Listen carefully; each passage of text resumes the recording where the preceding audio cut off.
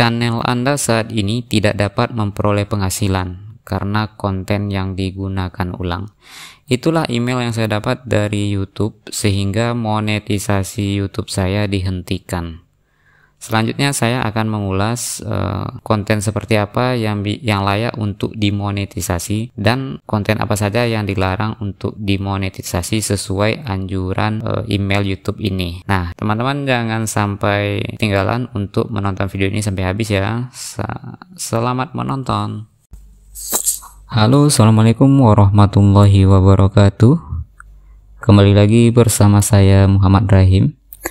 Pada kesempatan kali ini saya akan berbagi cerita tentang nasib channel saya pada saat ini, yaitu terkena pelanggaran konten yang digunakan ulang.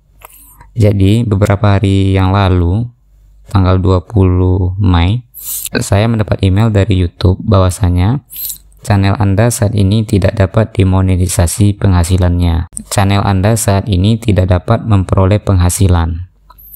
Apa yang terjadi? Setelah meninjau channel Anda menggunakan kombinasi otomatis dan petugas peninjauan, kami menemukan bahwa channel tersebut tidak mematuhi kebijakan monetisasi channel YouTube. Nah, di situ ada tulisan konten yang digunakan ulang. Jadi, apa saja yang ditangguhkan fiturnya, yaitu fitur langganan. Sehingga sekarang channel saya tidak mendapatkan penghasilan lagi yang sebelumnya sudah bisa dimonetisasi. Berikut yang dapat Anda lakukan, katanya. Pilihan pertama yaitu ajukan banding jika menurut Anda keputusan kami salah. Jadi seandainya kita yakin bahwasanya video yang kita upload tersebut benar, maka kita bisa mulai mengajukan banding. Jadi begini, jika menurut Anda keputusan kami salah, ajukan banding dengan menyebutkan alasannya. Kami akan meninjau permohonan banding Anda dan keputusannya akan kami sampaikan dalam waktu 14 hari. Hanya pilih opsi ini jika Anda belum menghapus video apapun sejak channel Anda ditangguhkan dari monetisasi. Jadi kalau mau ajukan banding, jangan dihapus dulu videonya. Yang pertama, Anda yakin bahwasanya video tersebut bukan konten yang digunakan ulang. Nah, misalkan kita mau banding, kita tinggal klik mulai banding. Nah, di sini ada menu penangguhan banding, mengajukan banding atas penangguhan monetisasi pada channel Anda. Hanya ajukan banding jika Anda yakin YouTube melakukan kesalahan. Ingatlah, jika Anda menghapus lebih dari 3 video sejak penangguhan channel Anda, kami tidak akan dapat meninjau banding Anda. Nah, itu. Kalau kita mau banding, jangan dihapus dulu, karena tim YouTube tidak dapat meninjau video mana yang terjadi masalah. Bagaimana jika saya perlu membuat perubahan signifikan pada channel saya, seperti menghapus video? Bagaimana jika perlu membuat perubahan signifikan pada channel saya, seperti menghapus video? Ini pelajari lebih lanjut. Ingin melakukan perubahan, pengajuan banding tidak selayaknya dilakukan. Untuk mendapatkan peluang terbaik agar diterima kembali dalam program partner YouTube, sebaiknya buat perubahan yang diperlukan pada channel Anda dan ajukan ulang permohonan setelah 30 hari. Nah, ya sebaiknya buat perubahan. Nah, bagaimana kalau kita ikuti langkah berikutnya dari penangguhan banding ini? Membuat video untuk banding Anda, kami menyadari bahwa perlu kerja keras untuk membuat video ini. Untuk membantu memastikan tim kami dapat meninjau video Anda, ikuti pedoman di bawah ini. Nah, jika kita mau banding, maka kita disuruh membuat video untuk banding.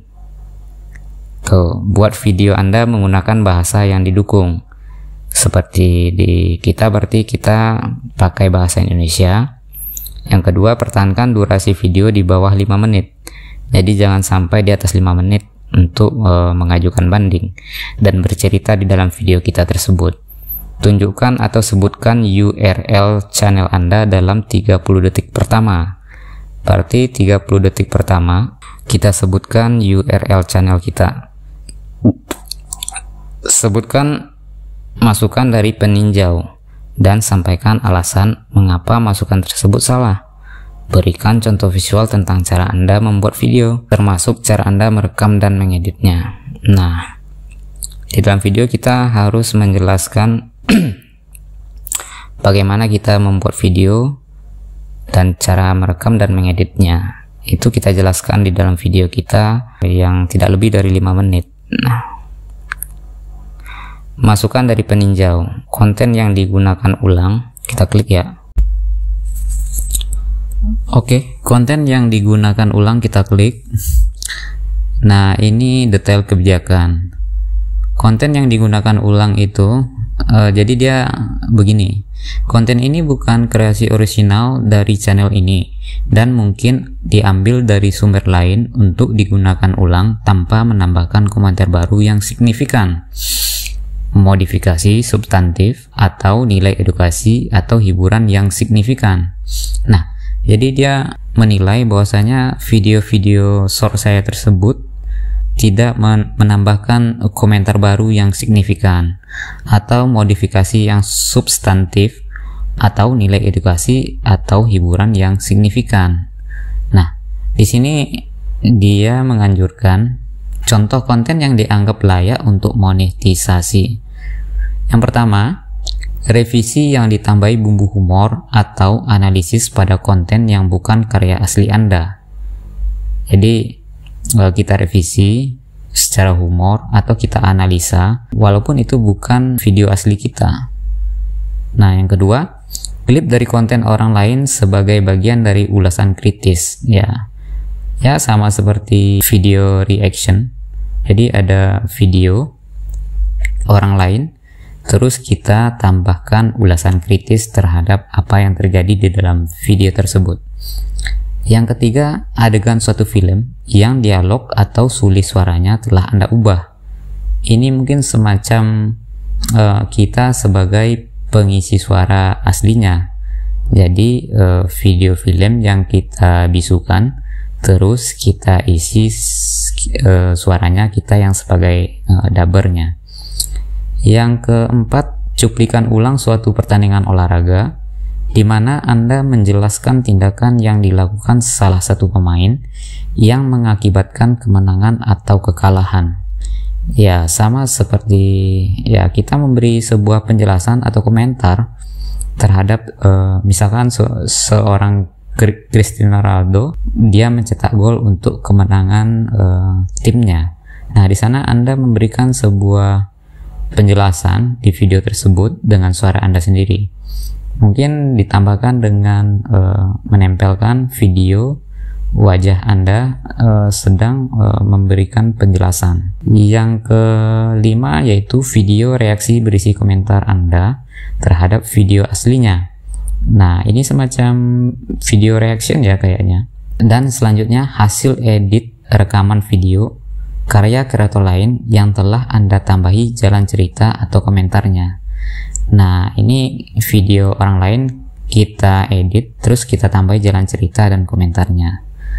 Nah, itu yang konten-konten yang dianggap layak untuk dimonetisasi. Nah, di bawah ada larangan. Apa saja sih contoh konten yang dilarang atau yang tidak layak untuk monetisasi?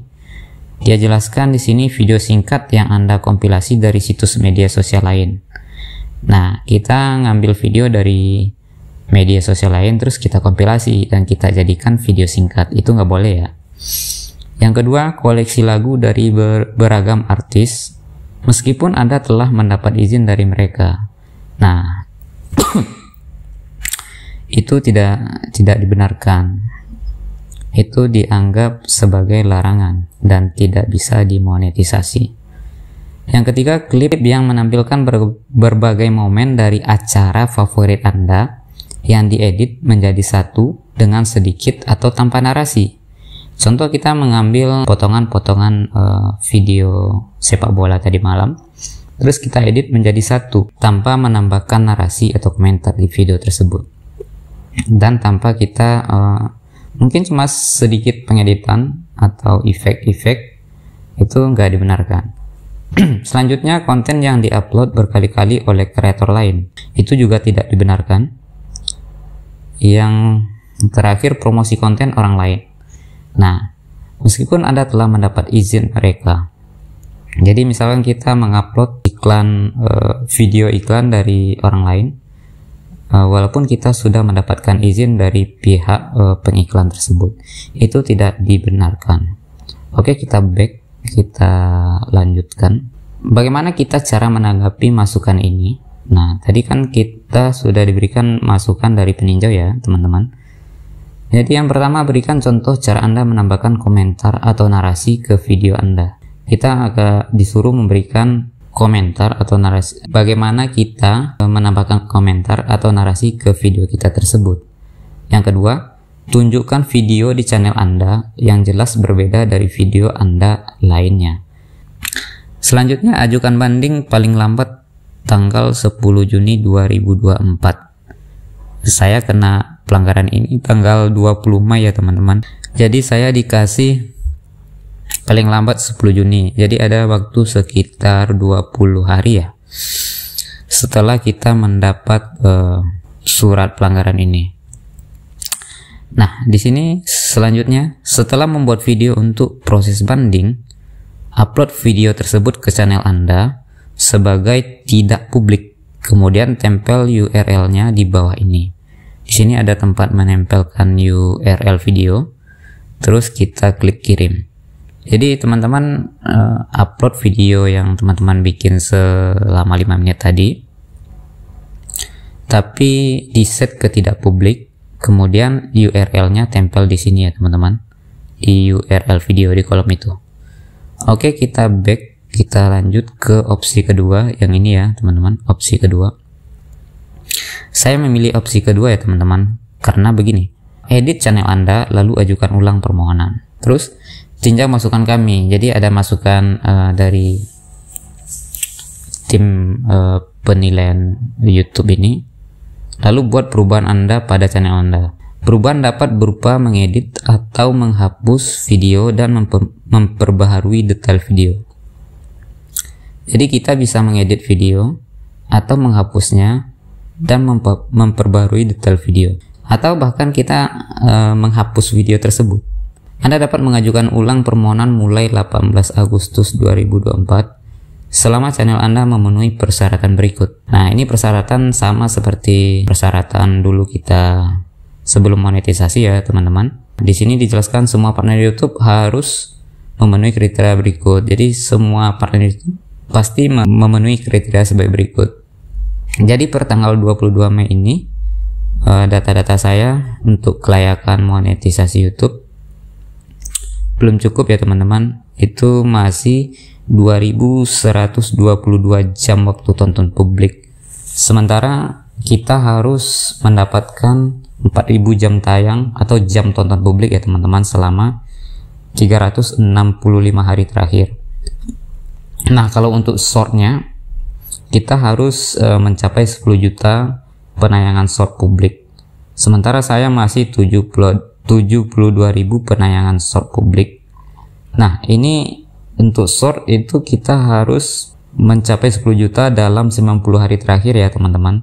Nah, di sini nanti kalau seandainya kita sudah disebut layak atau sudah mencapai 4.000 atau 10 juta, maka tombol ajukan ulang permohonan yang sekarang masih abu-abu tersebut sudah berubah dan bisa kita klik.